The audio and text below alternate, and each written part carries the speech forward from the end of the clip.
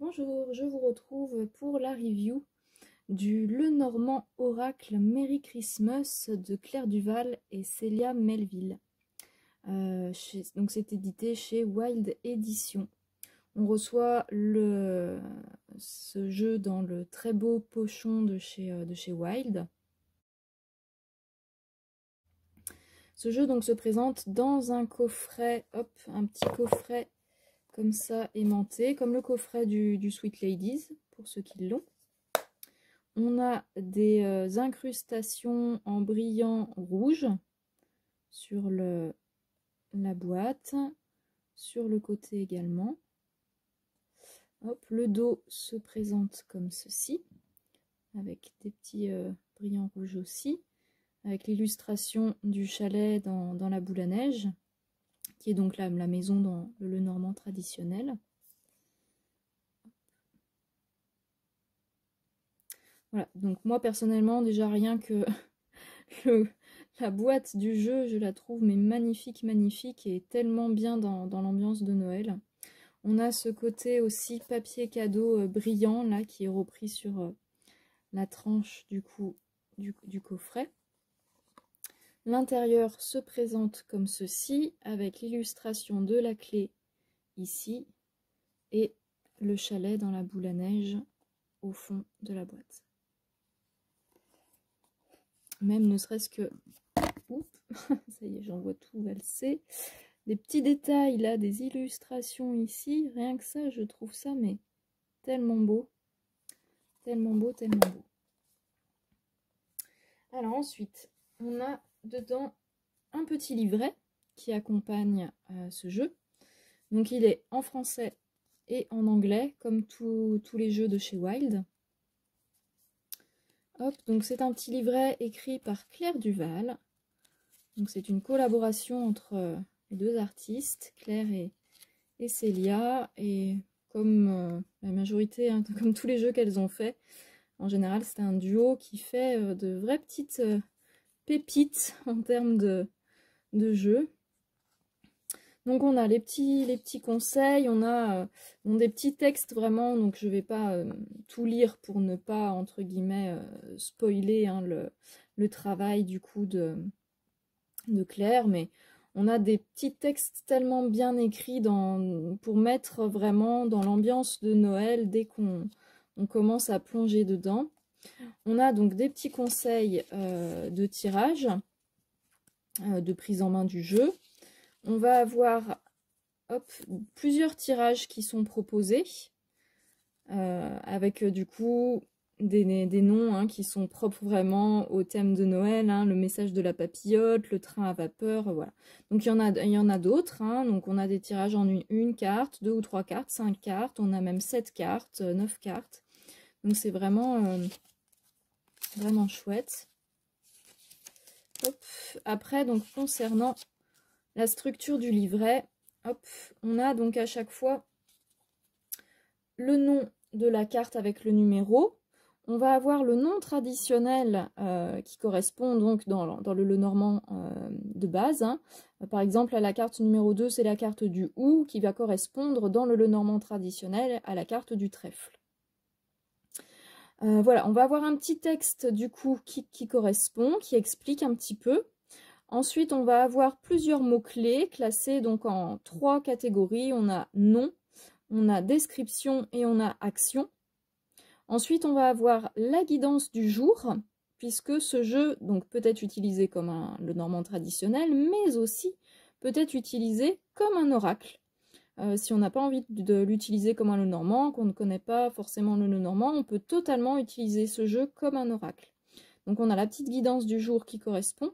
Et enfin, le dernier paragraphe, on a une petite incantation magique qui est proposée par rapport à l'énergie de chaque carte. Et voilà, moi je trouve ça vraiment très sympathique. Hop, donc tout à la fin, on va avoir également la présentation des deux autrices. On va avoir la présentation de Claire et au dos, la présentation de Célia. Voilà, donc voilà pour le petit livret. ensuite, au niveau des cartes, on a donc les cartes qui, pour une fois, donc c'est vrai que chez Wild, on est plutôt habitué à avoir des cartes avec un rendu mat. Là, on est sur un rendu brillant. C'est vrai que comme on est sur le thème de Noël, le brillant colle totalement avec, voilà, avec l'énergie du jeu. Au niveau des tranches, on a de très belles tranches rouges brillantes, hein, pour reprendre cette idée du papier cadeau. Alors, il me semble, je ne sais pas si c'est toujours d'actualité ou non, mais il avait été dit que les tranches rouges brillantes ne seraient que pour la première édition du jeu et que ça ne serait plus du rouge brillant pour les éditions suivantes, quand le jeu sera réédité. Donc si c'est quelque chose qui vous tient à cœur, je vous conseille de plutôt acheter le jeu tant qu'il y en a encore dans la première édition. Voilà, au niveau du dos des cartes, mais est-ce qu'on peut faire plus Noël que ça? Je ne pense pas. Voilà, on a donc, ça reprend l'illustration de la couronne de l'Avent qui correspond à l'anneau dans le normand traditionnel. On va avoir, comme dans tous les jeux de chez Wild, une petite carte, enfin tous les jeux de chez Wild, en tout cas beaucoup de jeux de chez Wild, on a une carte qui va venir nous reprendre du coup des petits mots-clés et nous récapituler un petit peu des mots-clés pour chaque carte. Donc c'est une petite carte un petit peu de pense-bête. Si on n'a pas envie d'utiliser le livret, c'est vrai que c'est assez pratique. Donc pareil, elle est en anglais et enfin en français et en anglais. Voilà, et puis ensuite donc on va passer aux cartes avec les très belles illustrations de Célia. Donc les cartes, on est sur des cartes un tout petit peu plus grandes que des cartes, qu'une taille de carte de Lenormand traditionnelle, mais pas non plus excessivement grande, hein. Donc voilà, on est sur, pour ceux qui ont le Sweet Ladies, pour vous montrer un exemple, puisque les coffrets sont quasiment, il me semble, hein, de la même taille. Au niveau de la taille des cartes, le Merry Christmas a des cartes légèrement plus petites. Voilà, un petit peu plus petites que sur le Sweet Ladies. Hop. Et au niveau des coffrets, du coup, il me semble que... Ouais, au niveau des coffrets, on est sur la même taille de coffret. Alors, les cartes. Donc moi, j'ai déjà un petit peu... je me suis fait un tout petit tirage avant, donc les cartes sont déjà mélangées. Mais voilà, c'est pas grave. Il y a beaucoup de reviews qui les ont présentées dans l'ordre, donc ça changera un petit peu des autres vidéos de ce jeu. Donc on va avoir à chaque fois la carte avec le titre en français, en anglais, et puis le numéro. Donc ici, on a donc la carte des lettres. J'adore. Bon, de toute façon, je vais dire j'adore à toutes les cartes, hein, parce que je trouve les illustrations magnifiques. Mais c'est vrai que la carte de... là, les lettres, c'est vrai que moi, je trouve que ça change souvent de ce qu'on peut avoir en représentation, en illustration de la carte des lettres dans les Lenormand traditionnels. Donc ouais, je la trouve très belle, très colorée, et bah, tellement dans l'esprit de Noël, quoi. Après, on va avoir donc le ballotin de chocolat. Cette carte-là, du coup, le ballotin de chocolat, il est là pour venir à la place de la carte du serpent dans le Lenormand traditionnel, avec cette idée de tentation qui est présente. Donc le ballotin de chocolat, ça y est, moi ça me donne déjà envie d'aller faire mon petit goûter. Donc on a vraiment, je trouve que Claire a vraiment eu des idées très pertinentes, hein, par rapport à Noël, au niveau des cartes qui ont été changées. Ouais, c'est chouette. Ensuite, on a la couronne de l'Avent, qui va, donc qui est la carte 25, donc qui va en fait être représenter la carte de l'anneau dans le Lenormand traditionnel. Alors après, du coup, pour vraiment l'utiliser comme un Lenormand, ce n'est peut-être pas le jeu que moi je conseillerais si on débute à prendre comme premier Lenormand, parce que comme il y a quand même beaucoup de cartes qui ont été changées, si on ancre du coup cette base-là comme base de Lenormand, ça peut être un petit peu plus difficile après pour prendre d'autres jeux de Lenormand, enfin moi à mon sens, hein. Après bien sûr que chacun fait en fonction de comment est-ce qu'il sent que c'est la bonne chose pour lui de faire. Voilà, mais bon, de toute façon ce jeu il peut être utilisé comme un oracle tout simplement, donc voilà, puis il est vraiment très très beau. Donc là on a donc une carte dame, donc il y a à chaque fois 2 cartes femmes et 2 cartes hommes. Hop. On a la carte des poissons dans ce lac gelé. La carte de l'encre en mode vitrail, là je trouve ça mais tellement beau, tellement beau. La carte du renard, ce petit goupil là, tranquillement installé dans la neige, dans un petit nid. Alors ça c'est une de mes illustrations préférées. La carte de la lune froide, mais qu'est-ce que je la trouve magnifique cette illustration. Je la trouve superbe. On a la carte du marché de Noël qui va venir remplacer la carte du jardin, du coup, dans le Lenormand traditionnel. Et ça, ouais, je la trouve très belle aussi. Bon, de toute façon, je trouve toutes les cartes très belles. Donc voilà, je vais arrêter de le dire à chaque fois. La carte de la bougie, qui remplace donc la carte du cercueil. La carte de la pomme d'amour, qui va venir représenter le cœur du Lenormand traditionnel. Une de mes cartes préférées. Ça, c'est voilà, la clé magique, qui est donc la carte de la clé. Elle est tellement belle, tellement belle. En plus, en numéro 33, c'est mon... Le 3, c'est un de mes nombres, c'est un peu mon nombre fétiche. Donc, la carte de l'ours. La deuxième carte femme, donc je vais juste remettre à côté la première carte femme qu'on avait. Donc on en a une, voilà, elles sont un petit peu différentes. On a donc des couleurs d'habits différents et une qui est, entre guillemets, qu'on peut peut-être penser un peu plus âgée avec les lunettes. Alors moi, ce que j'aime bien aussi dans ce jeu-là, c'est que les personnages ont été faits sans visage, pour qu'on puisse vraiment se projeter dans le jeu et s'approprier du coup les cartes personnages. Et je trouve ça vraiment chouette d'avoir du coup juste les vêtements qui sont mis. Hop. La carte du livre de contes, pour la carte du livre. La carte souris, les petites souris blanches, pour la carte des souris, tellement mignonne. La carte de l'étoile.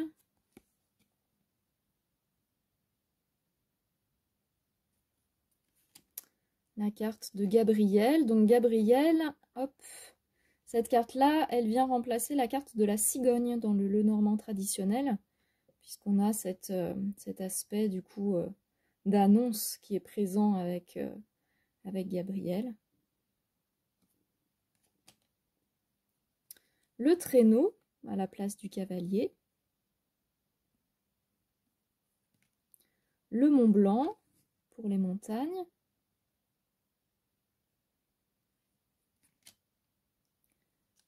La carte des chemins.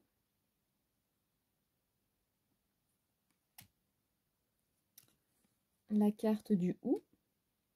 Donc la carte du hou qui vient pour symboliser, enfin qui est donc dans le Lenormand traditionnel, la carte du trèfle.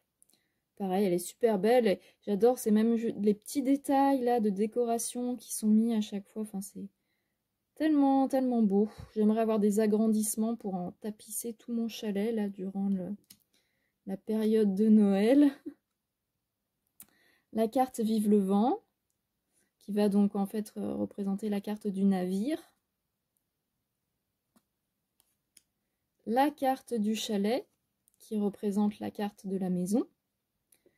Donc moi en plus personnellement, comme j'habite dans un chalet, c'est une carte qui me parle particulièrement hein, pour la carte de la maison. La carte du sapin, hop, pour l'arbre.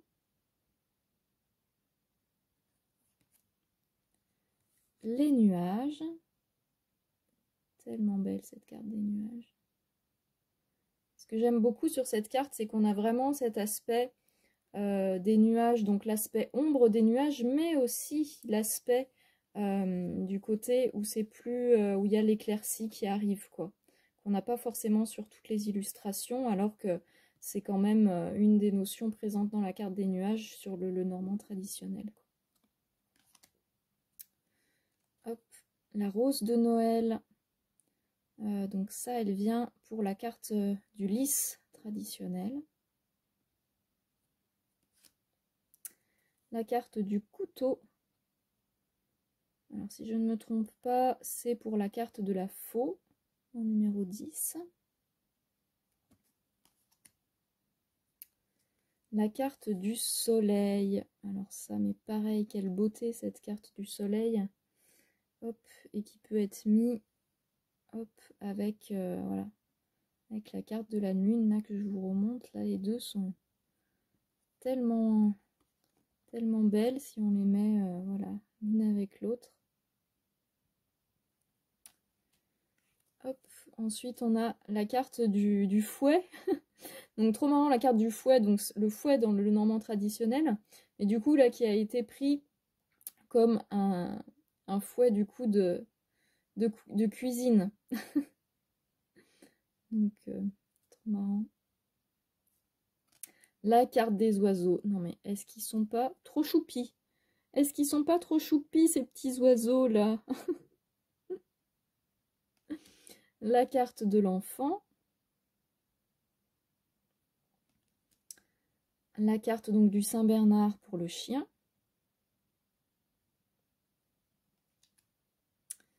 La carte donc de Notre-Dame pour la tour. Alors là, cette carte-là, je crois que c'est une des cartes pour lesquelles j'aurais pu être heureuse d'avoir le jeu en vraiment grande carte, parce qu'elle est tellement belle, cette illustration, qu'elle aurait mérité du coup d'être en plus grand. Mais après, sur l'aspect pratique, moi, c'est vrai que je préfère les petites cartes. Elle est tellement belle. Ensuite, on a donc la carte du monsieur. Et donc, je vais vous montrer aussi la carte, hop, qui était là, le deuxième monsieur. Donc là, pareil, on a des couleurs de vêtements différentes. Et puis, on en a un qui a une moustache et l'autre non.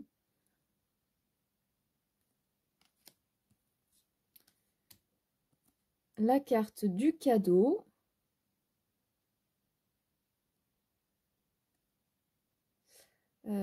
Cadeau, est-ce que c'est pas pour la carte du bouquet?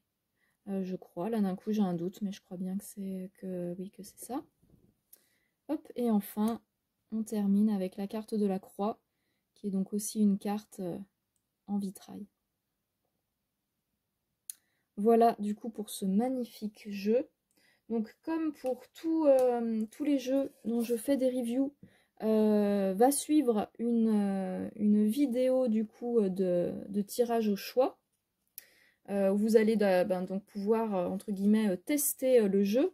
Et puis ça me permet aussi de présenter un petit peu plus en détail le livret sur la vidéo tirage au choix qui suit la vidéo de présentation. Puisque du coup, sur cette vidéo tirage au choix, moi je vous lis vraiment ce qui correspond à la carte dans le livret. Donc ça vous permet de découvrir le livret un petit peu plus en détail au niveau de sa structure et de voir le merveilleux travail de Claire.